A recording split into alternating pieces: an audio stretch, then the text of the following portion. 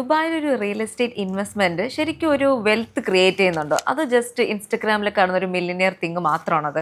ഈ Instagram social media രണ്ട് തരത്തിൽ ഉപയോഗിക്കുന്ന ആൾക്കാരുണ്ട്. ഇപ്പം ദുബായിൽ ഫോർ എക്സാമ്പിൾ നിങ്ങൾക്ക് ഒരു ലംബോർഗിനി ഒരു ദിവസത്തേക്ക് വാടകയ്ക്ക് എടുക്കാം, 2 ദിവസത്തേക്ക് വാടകയ്ക്ക് എടുക്കാം, ഇൻസ്റ്റാഗ്രാമിൽ പോസ്റ്റ് ഉണ്ടാക്കാം.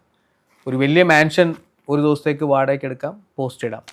എന്നാൽ റിയൽ ഇൻവെസ്റ്റ്മെൻറ്റ്സ് നടത്തി റിയൽ മില്ലിനേഴ്സായ ഒത്തിരി ആളുകൾ ദുബായ് റിയൽ എസ്റ്റേറ്റിലുണ്ട്.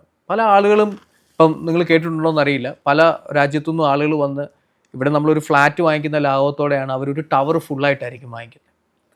ഒരു അപ്പാർട്ട്മെൻറ്റ് പ്രോജക്റ്റ് കണ്ടു, ഓക്കെ ഈ ടവറിന് ഇത്ര രൂപ, ഇന്ന പ്രൈസ് കൊടുക്കുന്നു. അപ്പം അത്തരത്തിലുള്ള ഡീലുകളും ദുബായിൽ നടക്കുന്നുണ്ട്. ഒരു നല്ല പ്രോജക്ട്സ് നല്ല ലൊക്കേഷനിൽ നമ്മൾ സ്റ്റഡി ചെയ്ത് വാങ്ങിക്കുകയാണെങ്കിൽ ഡെഫിനറ്റ്ലി ദുബായ് റിയൽ എസ്റ്റേറ്റിലുള്ള ഇൻവെസ്റ്റ്മെൻറ്റ് എപ്പോഴും വെർത്തായിരിക്കും.